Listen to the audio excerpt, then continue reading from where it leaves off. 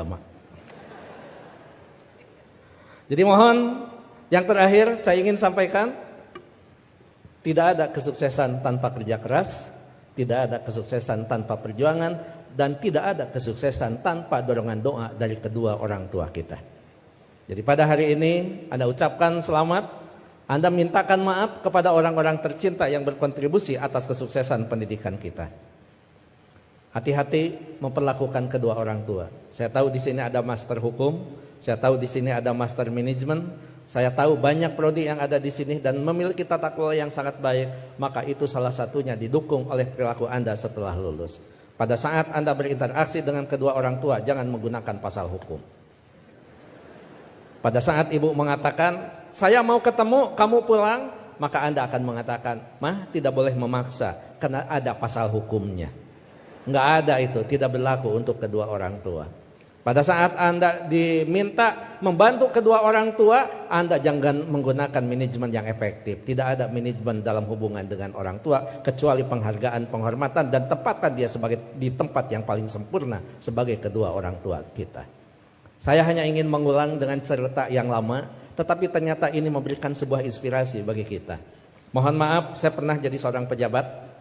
Pada saat saya sedang rapat, saya ditelepon oleh keponakan saya dan menyatakan ibu saya dalam keadaan sakit.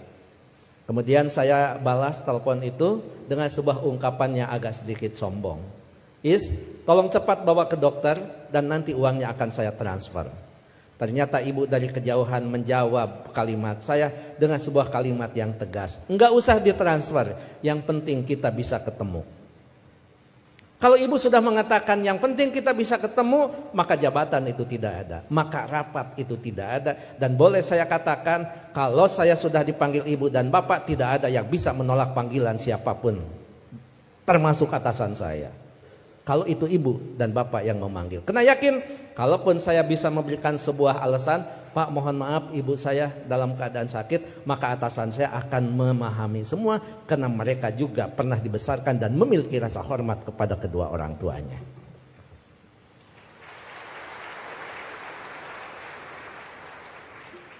Pukul 8:30 malam saya pulang. Dan saya sama seperti Anda, mungkin saya lebih kampung daripada Anda yang hari ini di wisuda. Saya tidak dilahirkan di tengah kota, saya dilahirkan di kaki Gunung Papandayan yang sekarang terkenal dengan tempat wisata Kawah Papandayan. 3 jam saya sampai di rumah, 11:30 saya sampai di rumah. Ternyata ibu dalam keadaan segar bugar, tetapi saya tidak menunjukkan perasaan suudon kepada ibu. Kenapa? Ternyata di situ ada hikmah. Bagi seorang ibu dan bapak dalam keadaan sakit, kemudian dia menunggu anaknya terkasih dan tersayang, maka pada saat dia bertemu, maka kehadirannya lebih mujarab daripada obat yang diberikan oleh seorang dokter. Catat itu. Ibu tidak hanya menunjukkan segar dan bugar, tapi ibu juga tetap memperhatikan kesukaan makanan anaknya. Saya dimasakkan sayur kacang merah, saya digorengkan asin peda, saya dibuatkan sambal terasi, dan saya juga dibakarkan pete. 11:30 malam, coba bayangkan ada sayur kacang merah, nasi putih, bakar pete, dan belum peda ditambah sambal terasi. Boleh dibayangkan setelah wisuda. 11:30 malam saya disuguhi makanan itu, maka tidak ada kalimat yang bisa diucapkan kepada ibu selain mengucapkan terima kasih. Padahal saya tidak biasa makan malam, kecuali makan nasi di waktu malam. Ya saya makan. Saya tidak pernah mengatakan, Amah ngapain masak? Kan kata dokter paling tidak 3 jam sebelum tidur kita boleh makan. Ini mau tidur 11:30, ngapain masak? Bagaimana perasaan ibu pada saat seorang anak yang dia tunggu, yang dia masakan, kemudian anak berargumentasi dengan sebuah ilmu di mana ibu tidak paham tentang ilmu itu. Menyakitkan. Iya, saya makan dan saya berdoa mudah-mudahan ini jadi obat. Begitu saya lirik dari sudut mata saya, ibu kelihatan bahagia. Kenapa? Makanan yang dia pasak itu betul-betul dimakan oleh anaknya. Begitu selesai makan, saya mengatakan kepada ibu, Amah mohon maaf, ini makanan sangat enak, terima kasih. tapi mohon maaf besok tidak akan pulang siang karena ada pekerjaan yang tersisa. Kemungkinan saya pulang sebelum sholat subuh. Ibu dengan bijak mengatakan, enggak apa-apa. Yang penting kita sudah ketemu. Sok istirahat. Saya sambil dituntun dibawa ke kamar. Setelah di kamar saya diselimuti. Ibu lupa kalau anaknya adalah seorang profesor. Ayo tepuk tangan. Itulah ibu.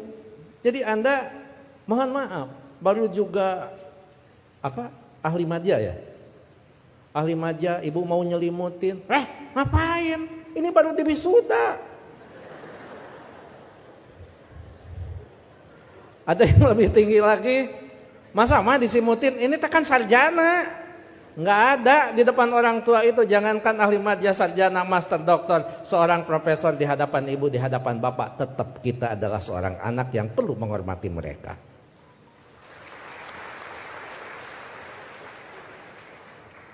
Yang paling indah dan paling membuat saya terharu, pada pukul 3 saya bangun, ternyata ibu sudah berdiri di samping saya sambil menepuk bahu saya. Cepat kamu bangun, jangan lupakan sholat sepertiga malam terakhir.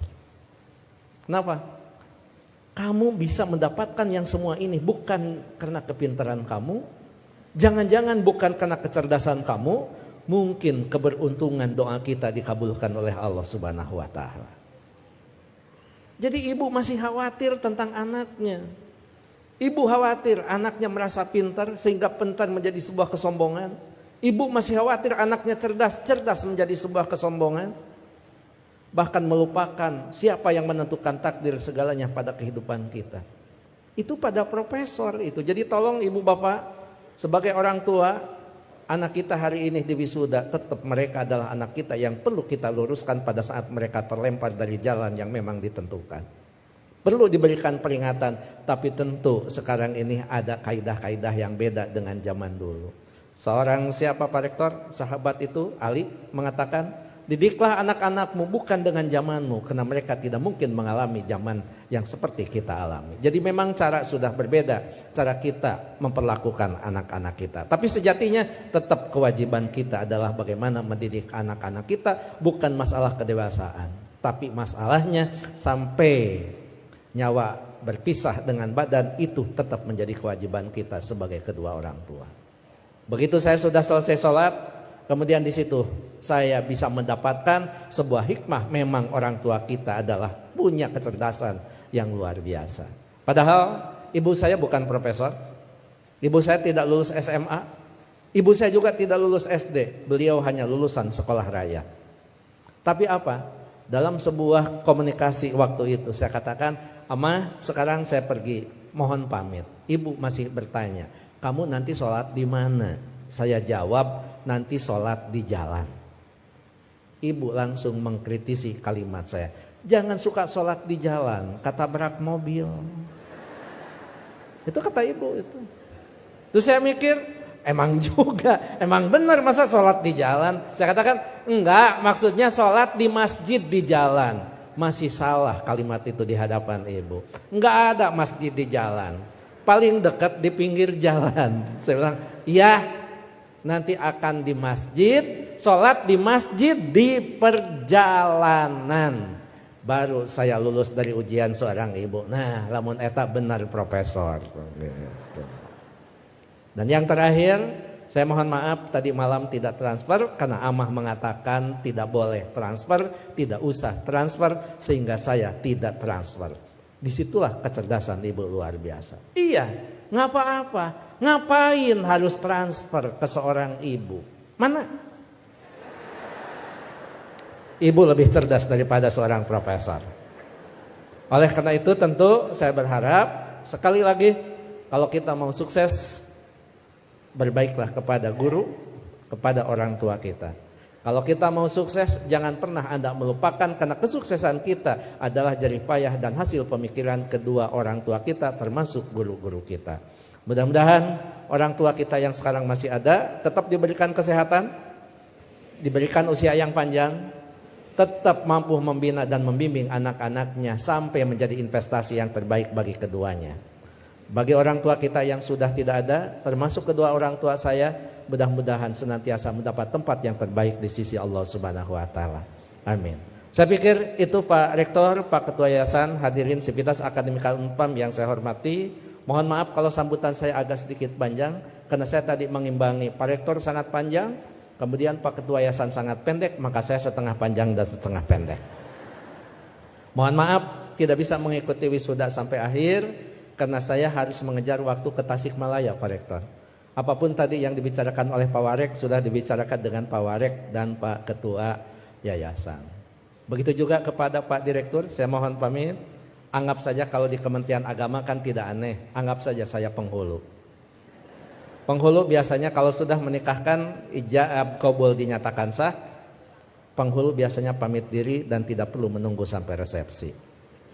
Terakhir, saya tidak akan membacakan pantun, tapi ini ulangan dari wisuda bulan kemarin karena setiap bulan Unpam wisuda, bahkan Unpam setiap wisudanya juga tidak bisa diganggu karena hari Minggu. Jadi saya tidak bisa menolak undangan Unpam. Gitu. Anda hanya tahu saja yang wisudawan wisudawati. Saya ini mantan Aura Kasih. Sekian dan terima kasih. Assalamualaikum warahmatullahi wabarakatuh.